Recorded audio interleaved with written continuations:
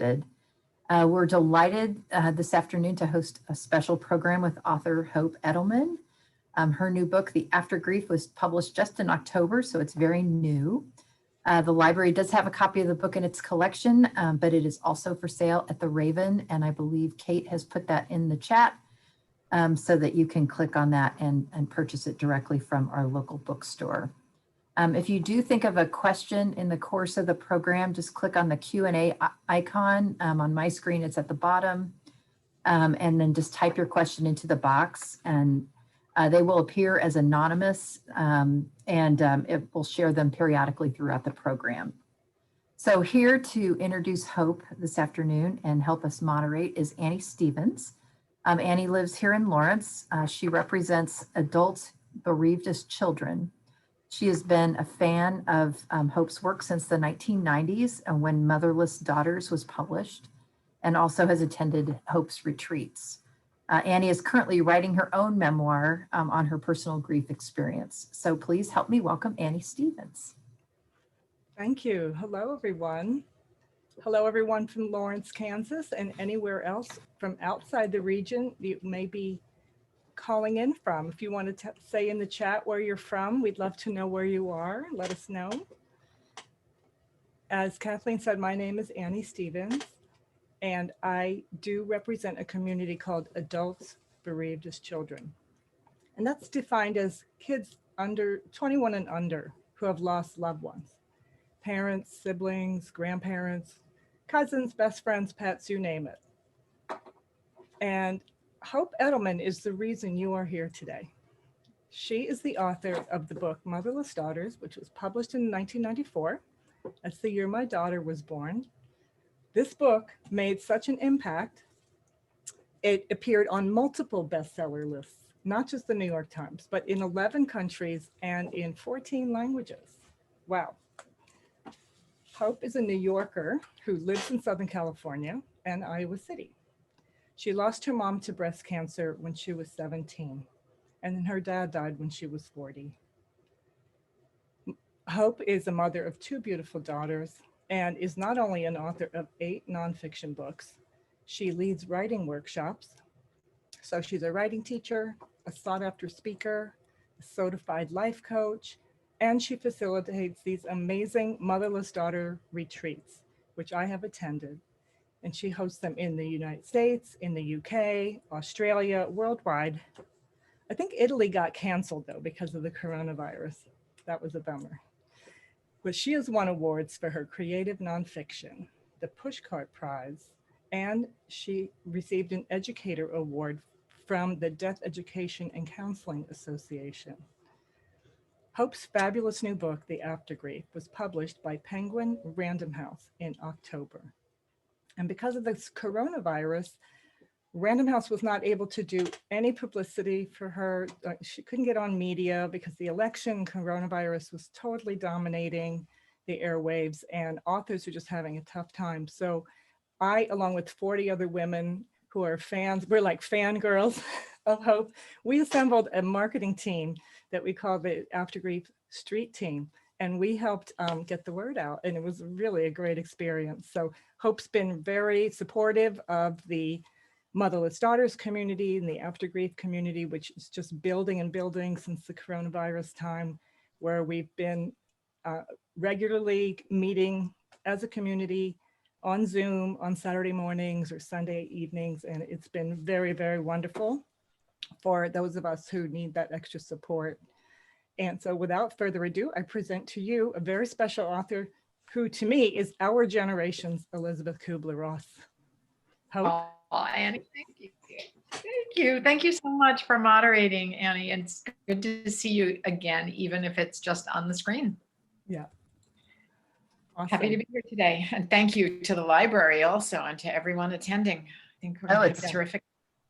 Our pleasure. I'm very grateful for Kathleen to suggest this. We saw each other at the farmer's market, and I told her all about the street team and what I was doing, and then she sent me an email, and I was very thrilled. Well, we're excited to host this. Yeah. So we could start off by asking Hope, the first question about what inspired you to write another book about grief and loss. Well, I think of this book a bit as like Motherless Daughters for grown-ups, because I was so young when I wrote Motherless Daughters the first time. I was in my 20s. Yeah. And then I updated it twice, once in my early 40s and again about 10 years later.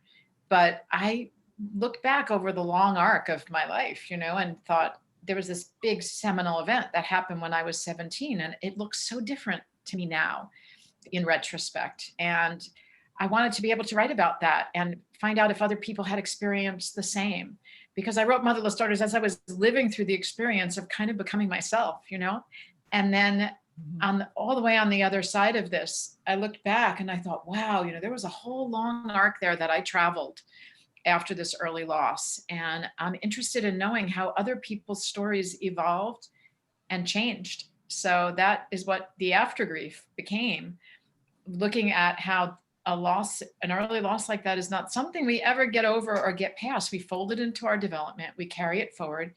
What does it look like 30 years later, 20 years later, 30 years later, 40 years later?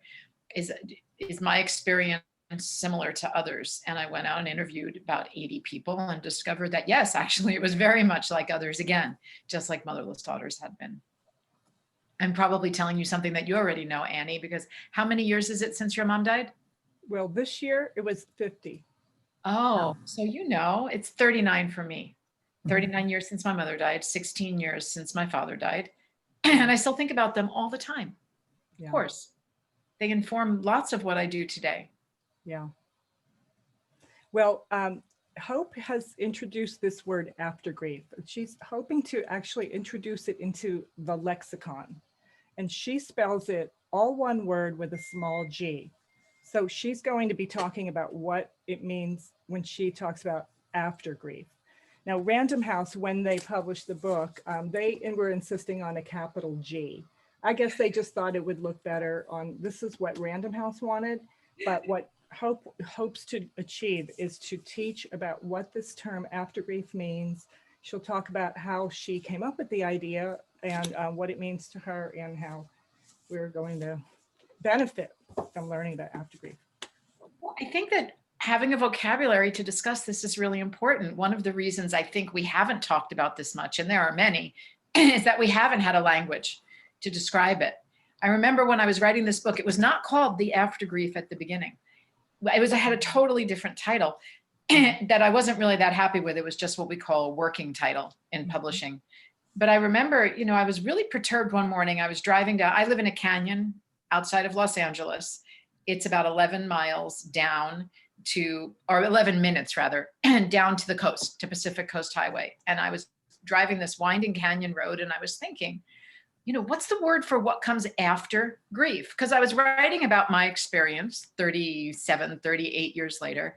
And the only word that I had to use really, or to grab from the dictionary was grief. And I thought, what I'm feeling now, 37, 38 years later, doesn't feel like grief. Grief is a really good word for what I felt in the first year or two after a parent died. And since then, I've lost several close friends. I would say grief is a really good word for what I felt when I just felt such sorrow and despair and helplessness, powerlessness, and just, deep, deep sadness. That's not what I'm feeling now. What I'm feeling now is something very different. It is a kind of a spike of grief that comes and goes when I'm reminded of how my loved one died, or that they're not here, or wishing that they were here to witness or see or experience something either in my life or in their life that they missed out on. That's what I'm feeling now. There's no word for that. And so I was thinking, what comes after grief? Like, what's the word for what comes after grief or that phase of grief? And I couldn't find one. I looked in other languages. I couldn't find it in other languages either. The closest that I could come was the Portuguese word, and I'm probably going to pronounce this very poorly, so apologies if anyone is Brazilian or Portuguese on the call. I think it's saudade. It means, it's like that mixture of gratitude for what you had and sadness for what you lost. And so I just thought, well, what comes after grief is maybe just AfterGrief. Oh, Patricia here I see is saying it's called life aftershocks. Yeah, it does feel a bit like aftershocks or tremors, you know, long after the earthquake itself. And so I just started working with the word AfterGrief. And by the time I got down to the Pacific Coast Highway, and I texted my agent and my editor and I said, hey, what do you think of this word? And one of them said, that's your title. That's the title of the book.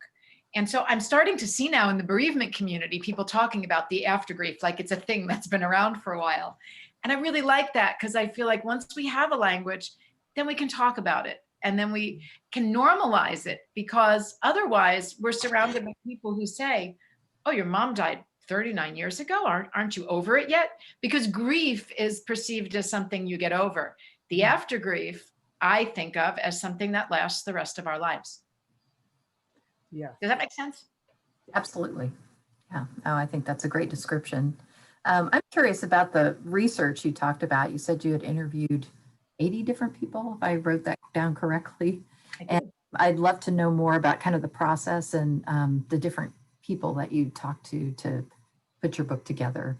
Sure. I mean, unlike Motherless Daughters, which was women who lost their mothers, this time I interviewed men and women who had lost anyone they were close to when they were young.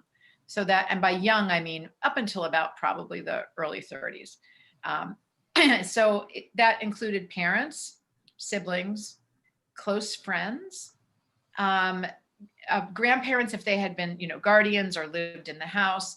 I didn't really get into spousal loss or child loss, although certainly you can lose a spouse or a child in your 20s, but only because those are such specific kinds of loss. And there's a great body of research on those types of losses and many books about how to cope with widowhood or the loss of a child. But there was very little research done that tracked people over time. There's quite a lot of research on children who lose a parent, or teenagers, or even young adults who lose a parent or a sibling. But there was almost nothing that tracked them longer than 7 years to see how that kept showing up in their life over time, for better and for worse, you know, in which ways it may have affected their ability to maintain relationships, for example, or trust other people around them, or infuse them with appreciation or gratitude for what is, and led to what's known as post-traumatic growth. That's a field in psychology now. I could find a couple studies that tracked people for 7 years, maybe one that followed them up after 10 years, but nothing beyond that. So I really wanted to talk with people about how long ago loss was still affecting them today in adulthood, you know, by their own perception. But one of the most, I thought, fascinating parts of the research was that I was able to locate about 17 or 18 of the original women who had been interviewed for Motherless Daughters. So 27 years later, 28 years later, depending on when the interview had taken place, and re-interview them and find out how their stories had changed or remained the same over all this time. Now, of course, they had 27 more years of life experience, and obviously that factored into their stories. But I was also interested in how their perception of those early events may have changed or remained the same, and what that meant to them over the years. And I found that, you know, for a lot of them, their relationship to those early facts was quite different now, 27 years later. They saw things differently. They understood the other characters around them in a different way now that they had accumulated more life experience or had become parents themselves.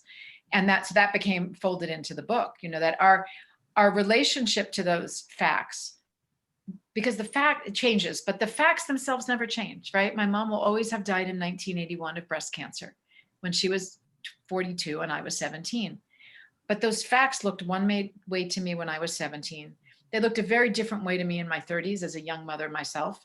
And then they looked really different to me when I turned and passed the age of 42. And now they look different to me still, that when I look back and I'm so much older than my mom got to be. And that's what I wanted to track and really try to understand. Like, it's not just our lives, you know, experience that changes.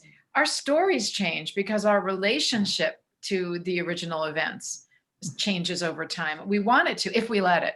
And we want it to, because I think that's a really important part of the personal growth that we experience as we carry those losses forward. Annie, would you agree to that? Does your early loss look different to you now than it did at other times in your life? Yes. How Yes. so? Well, I really, I attribute my understanding of that because of what you wrote in the AfterGrief, because my situation is under the category of what Hope defines as complicated grief. In her book, she describes, I don't know, somewhere between 8 and 10 different types of grief. It's so amazing. So I'm in the complicated grief category. And so as a little girl, that impactful loss of mother was like the defining experience, but I had more losses than just mom. So between 2nd grade and 7th grade, I lost 5 family members. So mom, both my grandmas, my great grandma, and my little brother. And so now I can see such a different picture of what all that looked like. I didn't get to say goodbye to any of them, so there was no closure. And back then, and when I was in the midst of it, I didn't have any perspective, and it was very confusing. And now over time, when I look at it, it is framed differently. I can tell the story differently, and I can see where I have benefited from what you call post-traumatic growth. You know, and I understand the difference now between resilience and post-traumatic growth. They're different. So I had resilience, and that was okay, but I was really rocked to the core.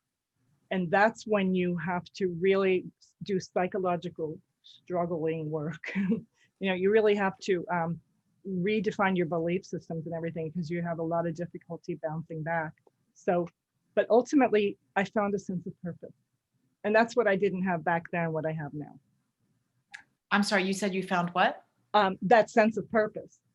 Oh, so how did you find that sense of purpose? Because that's the definition of post-traumatic growth, that ultimately we can use or we can leverage on our early experience as a springboard for growth, meaning that either that we can and commit to bettering ourselves, either in our personal lives, you know, becoming a better parent, for example, or a better partner, or, you know, aspiring to achieve that, or doing good works out in the world for others.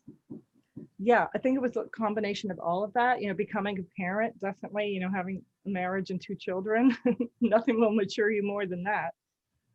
But I think what you asked was, how did I find that life purpose? And I think it had a lot to do with really evaluating my belief systems and the imprinting I had culturally, religiously. I mean, I really just had to do a lot of deep work. Right. Right. Well, you know, early loss like that, especially a series of early losses, 5 in a, you know, short period of time, really shatters a child's assumptions about safety, about the future, about, you know, how things work here on planet Earth. Because a child's natural assumptive world is that the parents are going to take care of them into adulthood, right? And they're going to be here, and they're kind of, you know, larger than life and invulnerable. And when you learn at an early age that that's not true, you're right. I think it really rocks your foundation. The metaphor that a lot of my interviewees used was that the rug got pulled out from under me. You know, I thought I was standing on something very solid and secure. And then I discovered actually that it could move around and even be taken away. And so, yeah, your world view needs to be sort of reshaped in a way that can accommodate this horrifying reality. And how that's accommodated or folded into your worldview, I think, is a very individual process. It has to do with your upbringing, like you said. It could be, you know, your family's religious views or spiritual views, the kind of communication patterns that exist in your family, whether they talk about a loved one who dies or don't. It has to do with your temperament, you know, a lot of factors. So and we see even in a family that siblings respond differently for that reason. Yes. Yeah. Absolutely. I guess I'll also remind the audience that if you have any questions, one just popped up. Which book is recommended to read first? My daughter was murdered in 2009 by the father of her 2 daughters. I didn't have time to grieve because I became a caregiver to them. Okay. That's LaTanya. Is that correct? Yes. Latanya, I want to say I'm so terribly sorry firstly, that to lose a daughter, and secondly, to lose a daughter to such a sudden and violent manner. I'm so sorry. And also to let you know that, sometimes our grieving does get delayed or postponed because we have to step in, and we either, survival needs to take over, or as in your case, we become caregivers or sole caregivers to young ones. And so we don't always have the luxury or the privilege of being able to grieve at the time of loss, right? So our experience becomes more protracted, and it may come around, we may feel safe enough or secure enough or have the space or time enough to be able to do that only years later. And then it's hard to find support for a couple of reasons. One, because the people around us think we should be over it by now, or they don't connect the dots, or sometimes we don't even connect the dots to a loss that occurred that far in the past. I'm thinking of Candace Leitner, who wrote, who started Mothers Against Drunk Driving, MAD. Her teenage daughter was killed by a drunk driver. And very soon after that, she became very, very involved in starting the nonprofit, the effort to prevent that from happening to any other family.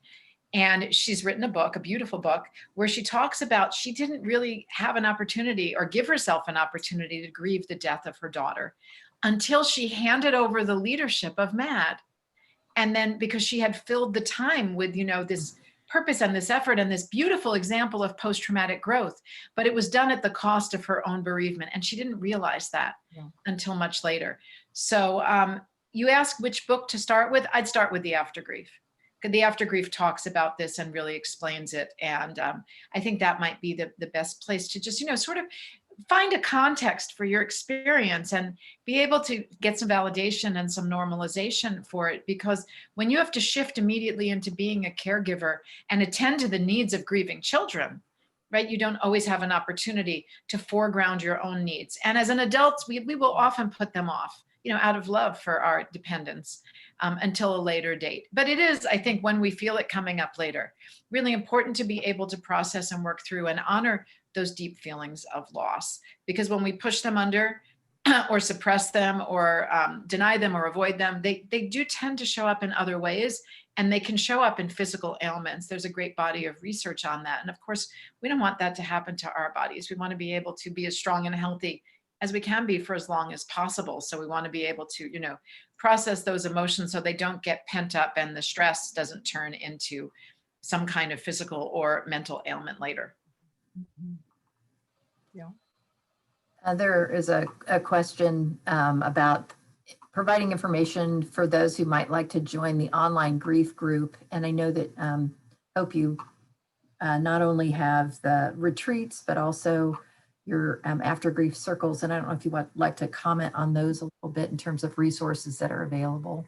Sure. At theaftergrief.com, we are building out a series of resources that range from free to weekly, all the way up to weekly support.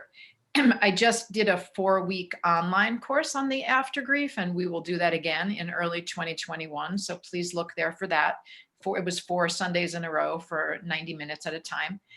There will also be free resources listed there. Over at Facebook, there's an AfterGrief community page that's becoming quite active, and it has trained moderators who are engaging in conversation, and I'm popping in and out over there, so anyone can join that for absolutely free. It's called the AfterGrief community page over at Facebook. And then starting in February, there's going to be a weekly coaching circle for people who'd like to examine, or revisit their losses in the past. Maybe you're feeling stuck, feeling like there's something, there's a piece of it that got left, piece of you that got left behind, or a piece of the bereavement that you didn't get to access at the time. So we're going to revisit the loss. We're going to look at how it's affecting us in the present. And we're also going to set intentions for the future and to guide ourselves into post-traumatic growth. We're also going to look very closely, only 12 people in each group, 2 groups, 12 people in each group. And that's all online also at theaftergrief.com. And then if you're a motherless daughter, we are hoping that we will be able to get back to the in-person retreats in fall of 2021. But in the meantime, there are online self-guided courses at motherlessdaughters.com. So we're trying to build out everything from a range of free, and then I do free live events from time to time too. So please check out motherlessdaughters.com if you're a motherless daughter, and the aftergrief.com if you are in any category of loss, because every month we're adding new things as we build up the services to try to reach as many people as possible. Because Annie, and I'm sure you know this, if you are an adult bereaved as a child, that loss will show up for you. Or if you have a loss in the past, it could have happened in your 30s, maybe now you're in your 50s. So I don't want to say just bereaved as children, but losses are, the experience in the aftergrief is a cyclical process. We will hit anniversaries, right? Or holiday seasons, or, we will see new information or run into our daughter's best friend, unexpectedly. Any of this can cause a grief spike. And we may feel like we need some support at that time, and be able to talk to people who can understand that and have also been through it. And if you call a local bereavement center and say, my father died or my daughter died in the past and it's coming up for me now and I'd really like some support, one of the first questions you'll be asked is, how long ago did that loss occur?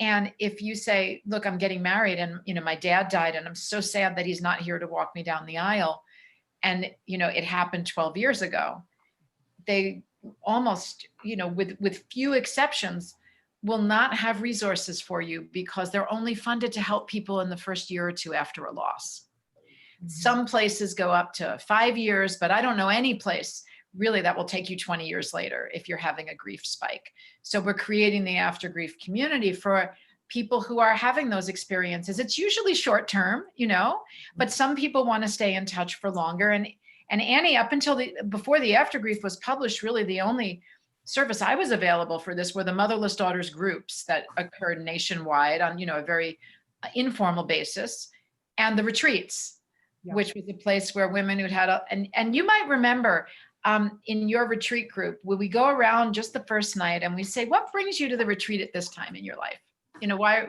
What made you sign? And sometimes people say, I just learned about it. And that's a completely legitimate answer. I just read about it on the internet and wanted to come. But I find that there are two main reasons why women sign up for the retreats. One is because they're feeling stuck and they feel like it has something to do with that past loss. It's getting in the way and they don't exactly know how, and they don't know how to get past the blockage. And so they want to come and feel unstuck. The second reason, and this is a really, it's a very specific one, but it's because they are about to reach the age their mom was when she died, or this is the year when they are the age their mom was when she died, or their child has reached the age that they were when their moms died. And these are very important, very significant transition points for anyone who has lost a loved one, but particularly for women who've lost their mothers. And there's no way to acknowledge that or commemorate that. Yes, Annie's saying it's called age correspondent events. In the psychiatric literature, that's what it's called. And I talk about that in the AfterGrief. It's kind of a clunky term, age correspondence events. But yes, your age corresponds with a parent, or, it could be with an older sibling or another loved one, or your child's age corresponds with you. Sometimes women have this grief spike when they turn the age their mom was when she was diagnosed with the disease, a fatal disease. And then they're very concerned that they might get that disease or be diagnosed and die of the same thing as their moms. And so they come to the retreats because they want to have a place to talk about that and process it.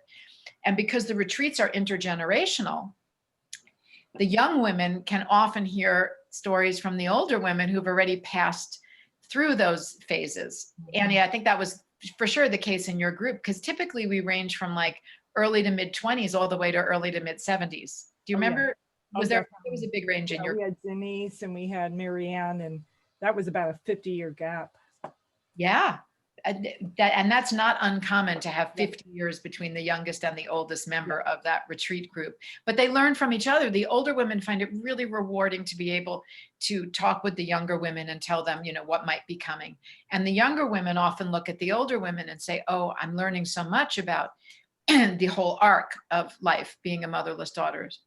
But what I often tell the younger women is, yes, these older women can be your role models. I hope they will become so. But their experience is going to be different. Your experience will be different from theirs because you came to this retreat, because you are now part of this community.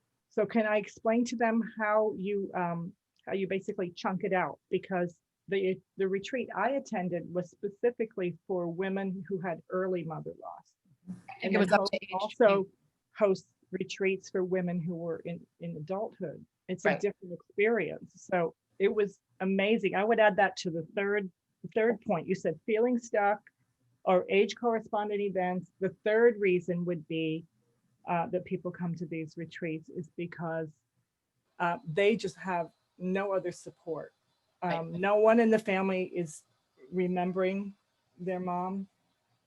So there's no remembrance or no memorials. Some women, we had a group, maybe about 4 or 5 women who had no memory of their mothers. Right. One gal from Philadelphia, she didn't have a picture. Hope has us all put pictures of our mom out on a beautiful table. And I remember Patrice had a picture of an airline stewardess, a flight attendant. I said, oh, she was a flight attendant. She said, no, she said, I don't have any pictures of my mom. This is what I think she would look like. Oh, That is Oh my gosh, my heart. You're right, Annie, you're right. There is a third reason. And that third reason actually is what I think brings everyone there, which is the desire to sit in a room full of other women who they feel can understand them. Because for so long, especially as children or teenagers, they felt like the odd one out. You know, I'm the only one here in my classroom without a mom. I'm the only one in this mother's group who doesn't have a mom to help me after my child is born, et cetera. And so they come and they sit in this group, and we sit in the circle that first night. And there's generally between, you know, like 23 and 28 women per retreat group, or there has been in the past. And we go around the circle and they start telling their stories. And you just watch women's faces change when they realize that everyone in the group, you know, shares this in common. And for the first time, they feel like they're part of a tribe and they will be understood for the next couple of days. And it just is like this look of physical relief. You know, people's faces change from the first night to the last day. That arc that we travel from a Thursday evening to a Sunday afternoon is so extraordinary. And for the facilitators, it's almost addictive to watch it happen. It's like we just want to be able to do it for more and more women to see that kind of change. And ultimately, there will be AfterGrief groups too. And I imagine we will find the same thing happening. Yeah. There's a Q&A from Pat about, obviously the Motherless Daughters retreats are for women. Are there similar circles for men that are dealing with similar issues? Not yet. We hope that, you know, there will be AfterGrief groups that we will start. I don't know if we will stratify them by gender. We might, and I'll tell you, it's because men grieve so differently than women, or they tend to, or they express their grief, not only because they are biologically dissimilar. I mean, it is believed that hormones play a role here, but because culturally, you know, they are not encouraged to show grief in the same way that women do. So there are 2 types of grief that are referred to as feminine and masculine. Doesn't mean that all women grieve this way or all men grieve that way. There's about an 80-20 split typically. So about 80% of women grieve in what's called the feminine style, which is to emote, which is to reach out to others, to grieve relationally, meaning we're looking for connections with other people, to talk to other people, you know, like joining a retreat group and wanting to meet other women and process and do it out loud and to show your emotions. And the masculine style of grief is more about problem solving, grieving through action. Other cultures know this. I write in the AfterGrief about a Hindu caste or culture, or a Hindu sect that is very clearly divides the responsibilities after someone dies, especially a head of household. The women have a designated room in the house where the female family members, led by an elder in the community, are encouraged and shown how to express their emotions through crying and wailing and beating their chests, and, you know, really to like externalize whatever they're feeling inside.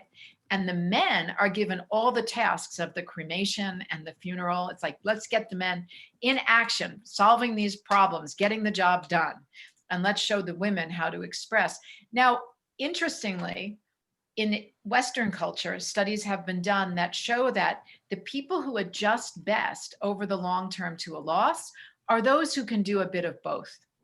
So women are, in studies, have been encouraged to grieve more through action and through solving some problems, and men who are encouraged to express their emotions tend to do better over the long term. It seems that we need to do both. But men and women tend to, not always, but tend to fall into those different styles. So I interviewed a number of men for the AfterGrief who say, I never grieved the death of my dad, or I never grieved the death of my sister. And I say, what do you mean? And they say, well, what they mean is they didn't have outward displays of emotion, which is what Western culture tends to think of as grief. And I say, well, what did you do after? And they say, well, I threw myself into this project, to create a video of our time together. And I say, well, perhaps that was your expression of grief. That's how you, and they think for the first time, yeah, maybe that is how I worked it through. Or women sometimes say, I never grieved, the death of my mom or my dad. And I say, what do you mean? And they say, well, I didn't have a chance to talk about it. And I say, well, how did you, respond in the aftermath? And then they have examples that very well could be the way that they work through their emotions with whatever limitations they had. Because Annie, you might remember me saying this at a retreat. I do say it quite a lot. I firmly believe that everybody grieves to the best of their ability at any point in time. And your ability might be very limited at that time. If you're a child who's not allowed or prohibited to show emotion because it will upset another family member, or even to talk about your loved one because it might, destabilize this very fragile system, then you're going to grieve to the best of your ability at that time. And it may be very little because the adults around you aren't allowing or supporting you in your grief. Many of the people that I work with lost loved ones in the 1970s, the 1980s, the 1990s, when we were far less literate as a culture about grief. And now we are encouraged to talk about it a bit more. There's more books, there's bereavement centers, there's grief support services, there's hospice. So families have more support available to them now than they did in 1981, for example. When my mom died, there wasn't even hospice in our community. You died in a hospital and then the family was sent home to figure it out themselves. If you were lucky, you might have an extended family or religious community to help you. But still, there are still families now that just don't know how to cope with the emotions of different members, especially strong emotions. And so they don't seek out the kind of support that's available to them. Yeah, and Hope, John was asking about men's grieving. So is it Tom Golden? Yes, Tom Golden has some excellent books that support men in their grief and can talk about that. Yes, Golden, Tom Golden. Mm-hmm. Also, LaTanya has a comment just that she's still at the anger and rage phase and is having difficulty getting past that. Do you have any recommendations for addressing that or handling that? I think that the anger and rage are not as much a phase as they are cyclical. They come around again and again. And there are, without knowing LaTanya's specific story, it's hard. I mean, I do know a little bit because she mentioned that her daughter was murdered, but yeah, we want to figure out how we're going to metabolize that rage or that anger. How are we going to take it and alchemize it into something else that serves us better than, because sometimes anger actually is very energizing and it can inspire us to go out and, do things, but how can we channel it or find pathways for its release in ways that will be empowering or helpful to ourselves or others rather than, holding it in and it being damaging to us. And that's where therapy and coaching, I do that kind of coaching work with individuals. That's where therapy and coaching can be really helpful because it can help guide you and give you context and frameworks for finding pathways of expression that will be useful to you and others instead of hurtful or uncomfortable or damaging to your spirit or your body. Annie, did you want to say something there? Oh, yeah. Well, of course, writing about it, LaTanya, if you can, write your words into poetry, rap, music, Hope she'll teach us about narrative therapy and, how to rewrite our story. And so, you could do it with the pen, which is mightier than the sword. Exactly. Dance it, just the arts in general, dance it. So many ways. physicalizing it, if you're able-bodied and able to physicalize it in some ways, right, through dancing, through punching pillows, it actually is really. Oh yeah, bioenergetic work, releasing it. I mean, really pounding with a wiffle bat, screaming into the pillow. I mean, all of it. Okay, LaTanya, this is going to sound maybe silly, but I'm going to, at the risk of sounding silly, I really want to help you. When I was a kid, and you might remember this depending on your age, we had Bozo punching bags. Do you remember those, Annie? Oh They yeah. were 48 inches high. They had a stand on the bottom. You blew them up and you punched them and they bounced right back up. It was one of my favorite toys as a little kid. Bozo. Well, I bought one recently. You can buy them on Amazon. They're not a lot of money. They're like $20. And you just fill it up and go for it. And I got to tell you, it feels really good. She remembers them. Oh, you're 56. Me too, LaTanya. So we're exactly the same age. This was like from the 60s and 70s. You can buy them. They've got the red ears that stick out. I totally recommend it. I'm recommending this as a really inexpensive, accessible way for people to externalize that anger, because externalizing it but allows it to live outside of ourselves and not just inside. So, and Tanya, I saw that you posted that your daughter was 21. Oh my gosh, I'm so sorry. There's nothing about that is right in the world. There just isn't. There just isn't.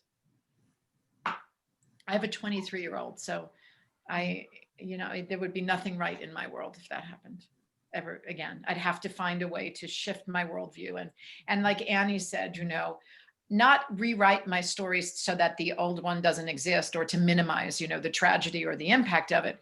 But through narrative therapy, which I study, is to create an alternative narrative that's equally true, that we can carry side by side, that softens the effect of the other one, doesn't invalidate it, but balances it out a bit. That's how I see it. Mm-hmm. Yeah. And sometimes, we need to willfully find a way to engage in post-traumatic growth, and that becomes the alternate story. So you got her 2.5-year-old daughter. One thing you can do for that girl as she grows up, LaTanya, that's really important, is make sure she knows who her mom was, right? Because oftentimes we lose access to that inner relationship or sense of identity that's so closely linked to the same-sex parent. And so to give her items that, belong to her mom, or hold on to them for her for a later date, or tell her stories about her mom and make sure she knows who her mom was, so that her mom can be a presence in her life rather than an absence, will be so important. And as she gets older, especially when she hits her mid-20s, when she really will feel that need to know her mother as a woman, you are going to be such an important resource to her, to let her know who her mom was as a girl, as a teenager, up until the age of 21. And part of what the residual effects of the work that Hope's been doing, her leadership, she's building teams, and I joined this one. It's the Rituals of Remembrance team. And so we are brainstorming as groups of, 6 or 10 of us, ideas for what people can do for those anniversaries, for those birthdays, and how we can ritualize and remember them, aside from just going to the cemetery and put a wreath on, Exactly. Thank you for bringing that up. Annie, it's so important what we're doing right now with this. I'm so excited about it. Yeah. We are about to go into the final stage of it. There are what we call silent anniversaries. Yeah. And one of them is the anniversary of someone's death, especially a significant one, like the 10th anniversary of someone's death, the 20th, the 25th. I mean, we mark wedding anniversaries, right? There's a whole list of gifts that you get at different years, but we don't have anything like that for death anniversaries. Also, that very significant transition of reaching and passing a mother's age at time of death, which LaTanya, your granddaughter, will do when she's approaching and passing the age of 21. And she may have a real grief spike then, or act out in some way, because she's going to realize how incredibly young 21 is and how much her mother lost by dying at that age. But what we're doing is we are trying to develop a template for rituals that people can engage in at those significant silent anniversaries, so that we can acknowledge them and we can have a way to commemorate those who died and also celebrate our own lives as we're passing those ages. But what rituals do, and this is so important, is that they create continuity between the past the present, and the future. And that's something that we sort of feel like we've lost when someone dies, is that if you are a child who lost a parent, you also often lose your connection to the past if no one will help you keep the memory of that parent alive. And we feel like we have lost a future with that person, or they have lost their future. Certainly they've lost their ability to continue existing in the physical world, but we feel like we've lost our ability to have a future with them. But a ritual is our way. The rituals that we're developing are ways that we can remain connected to the past and the future as we move through our experience of the present, and appreciate what the time we did have with those people, and find ways to carry them forward into the future that are meaningful to us. So we're going to have those templates up at theaftergrief.com in a couple of weeks. And then we're going to be hopefully training some people to work one-on-one with those who want to create even more customized and personalized experiences. There's a question from Kathy saying, I've read recently about longest night watches and commemorations. Do you have any materials to use in such a setting? I don't know what that is, but I'd love to learn. Could she Yeah. talk a little more? Maybe put in the chat box a Put little. a little information in the chat. Yeah, I'd love to learn help about us with that. Sounds terrific. And just a comment from Sarah that the online Motherless Daughters support has helped her so much in the last 45 years. So thank you so much. I'm so glad to know that. Thank you. There are a number of Motherless Daughters groups on Facebook that I was a late adopter to Facebook. And so all these groups got started, and then I came along and thought, wow, this is great. Look how many groups there are. I don't lead them, but my authors page has lots of Motherless Daughters conversations going on. But there are some really large and active groups there.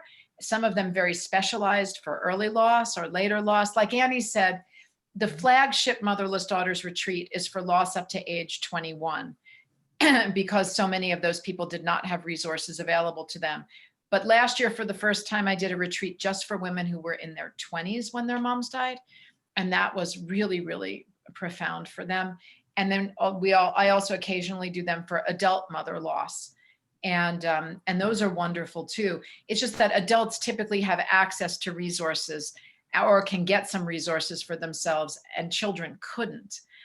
They are dependent on the adults around them to get them that support. And so most children of my generation didn't get that. And so the flagship ones happen a couple times a year. Again, we hope they'll start up again in fall of 21. So Kathy provided some follow-up information on the longest night watches. She said it's connected with shortest day upcoming in December. I know there's a church in Kansas City, but I haven't attended as of yet, a time for remembering our lost loved ones. Oh, So lovely. that's a neat idea. That's a beautiful idea. Longest night celebrations. I'm going to look that up. Thank you for letting us know about that. And, we may talk about that in some of the ritual discussions too. I'll take a look and see what's being done around that. If you have any links that you recommend, please put them in the chat box. I'd love to be able to do more research on that. Thank you. Well, Hope provided a study guide for book clubs. It's about a 12-page, I think it's a 12-page study guide, and it's wonderful for book clubs. Right. It inspires discussion, but people can use it on their own too. And I believe it's just available at the Random House site, isn't it? Is that where you got it from? Yes, I think Annie? so. Yeah.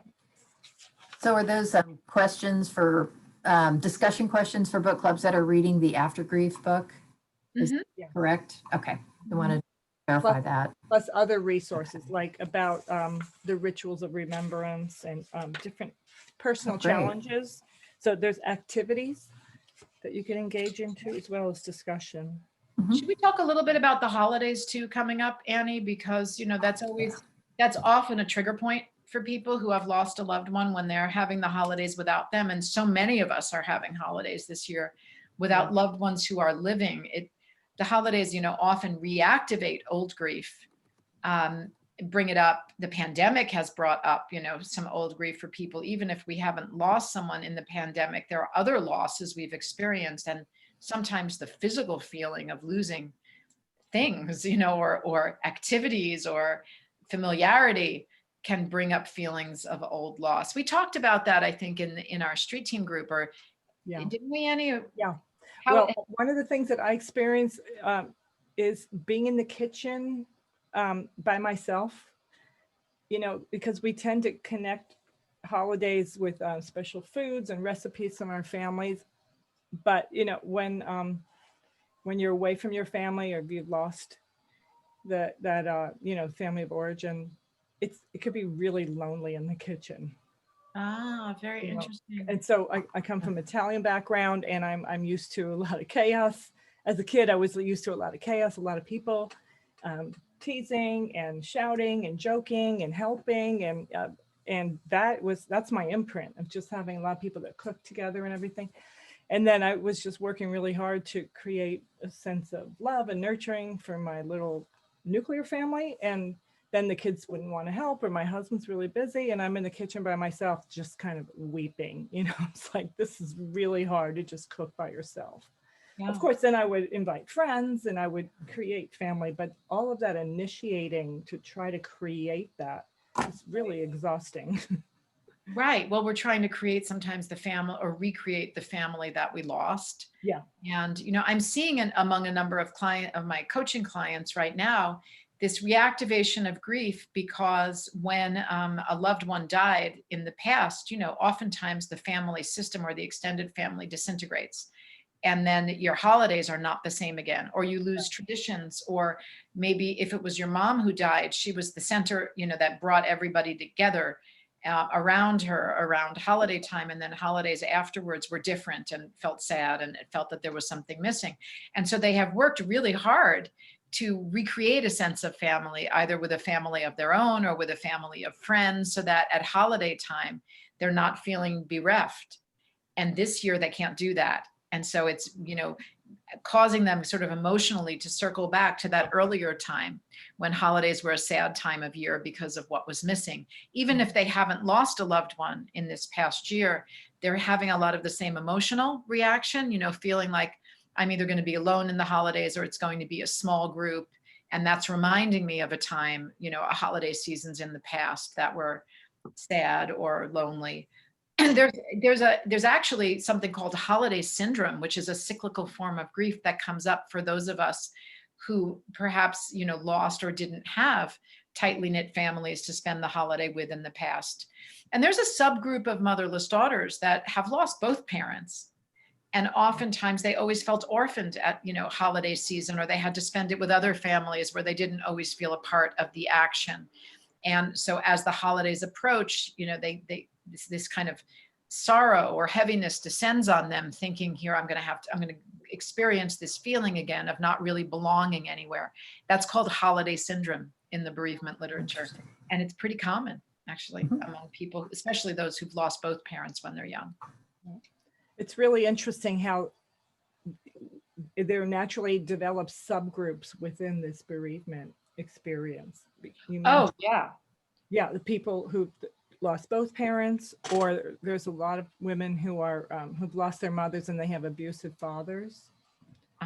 Oh yeah, and so people tend to you know, find the subgroup so it really can get very specialized and very targeted for your healing. Absolutely. And you mentioned earlier, you know, women who were very young when their moms died. And that would be true if you're a man or a woman who lost a mother or a father, or even a sibling. You're so young that you either don't have any memories of them, because there's something that we all share called childhood amnesia, where we start losing memories as we get older, as the brain develops. You know, we don't hold on to everything. Yeah. It's fascinating. It's in the AfterGrief. There's a whole section on it. A 3-year-old can still remember or recall things that happened when they were 1.5. But by the age of 7, they've lost most of those memories, unless they had a parent there to help remind them and keep imprinting those memories in their little brains. But, you know, it's very sad for a lot of adults who can't remember the time they shared with a parent. They only have stories that other people have told them, and other people's memories are fallible. You never know if you're getting exactly the truth or what happened or not.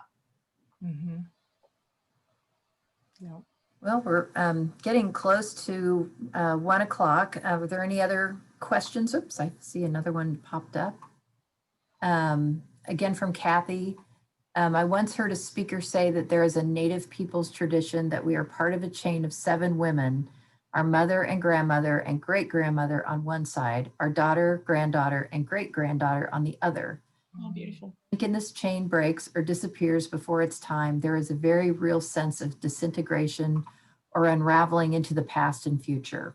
Oh. He says parenthetically, haven't been able to find a reference to this tradition to learn more, sadly. I haven't heard of that. It makes a tremendous sense, that feeling of being anchored in and that's what I was talking about before, the continuity between the past, the present, and the future. Yeah. And even for those of us who don't have biological children or biological daughters, right? Because some women have sons. And there just is that sense, I think, of wanting to be part of a lineage, and whether it's real or imagined. And when in the real world, a chain in there is broken.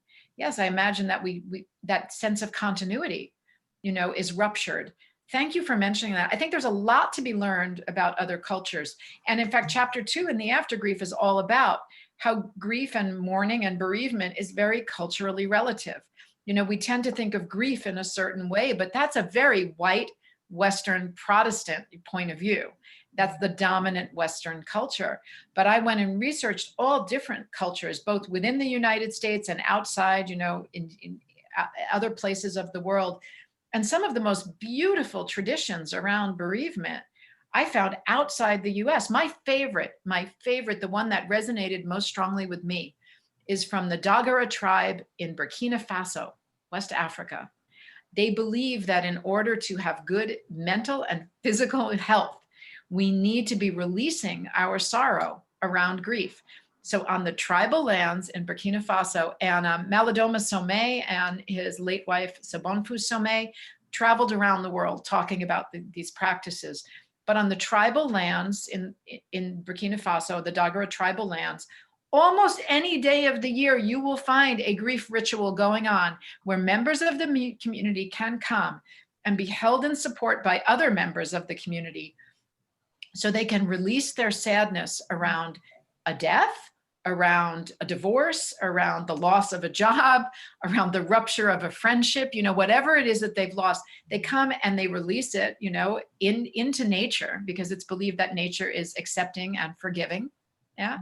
And they do it with the support of the community so that they can externalize it, like we were talking about earlier, and then, go on with their regular activities without that heaviness, that they feel they're carrying. And I think, yes, why don't we all do that? If I had a lot of land, I would just invite people over, on a weekly basis, come and release your sorrow, so that and we will hold and support you, which I think is what happens at the retreats, Annie, right? That's why we sit in a circle. The circle holds you. It holds you that you can release whatever you've been carrying for too long. You can lay it down, and we will, help you, like I said, alchemize it or metabolize it into something different. And this is, almost like shamanic soul work. It is so beautiful. It's very sacred. And I remember just watching Denise, who is the youngest member. She's a young, beautiful Asian gal, and she hardly had any memory of her mom. And you could just see everything about her face, her body language, everything, how much sorrow and how much sadness she was in. But to just watch her, writing or sitting cuddled up on the sofa, Hope and Claire had this big fire burning, and we're sitting in these outdoor living rooms in Ojai, California, just these beautiful settings for the retreats. And then seeing Denise, I remember watching her face, and the other participants too, but definitely releasing the sorrow in such a beautiful way. And I think that having fire is important. Yeah. Of course, in Southern California, we have to be really careful about having fire outdoors. Ojai is really sacred land. It's Chumash land. Yeah. Now it's been all purchased and bought up by, homeowners. But it does have that sense of, real sacredness about it. I'd love to be able to my sister just moved to Ojai, actually, so I get to go there now from time to time. But I'd love to be able to get back to doing retreats there. It really was an extraordinary. Yeah. Byron Katie lives there too, right? He does. That's Byron Katie International is located in Ojai, California. For those of you who aren't familiar with it, it's Ojai, if you want to look it up. It's pronounced Ojai. but that's how it's spelled. OJAI. Well, thank you so much. Wow, this has been an incredible conversation, and thank you so much to our audience. I know this is a particularly important conversation to have as we get into the holiday season. So Hope, we really appreciate your joining us this afternoon. And like I said, this session is being recorded and we will upload it on the library's YouTube channel. So I encourage everyone to, dial it up and share it with your friends and have a wonderful holiday. As crazy as it is this year, it's kind of a weird year for that, but we will all get through it. So, And we will hope it is a one-time event, and we might as well try to make it special and unique as it amen. Thank you to everyone for your questions. Thank you, Patricia and Sarah and Catherine and Latanya and everybody else who participated. And thank you, Kate and Kathleen, and especially Annie for making this happen or helping this happen and moderating. It's been a pleasure. Just as a Kathleen for inviting me. Oh, you're welcome. Final plug, the library does have Hope's book, but you can always buy it from the Raven bookstore or your favorite independent bookstore place. So yeah, give the book of books. There you go. Shameless plug from Annie. Great. And the Motherless Daughter's book. And the possibility of everything. Hope has a lot of stuff. No, this is wonderful information. Thank you so much. We appreciate it. All right. Have a wonderful day. Okay. Bye-bye. Thank you. Bye-bye. Thanks.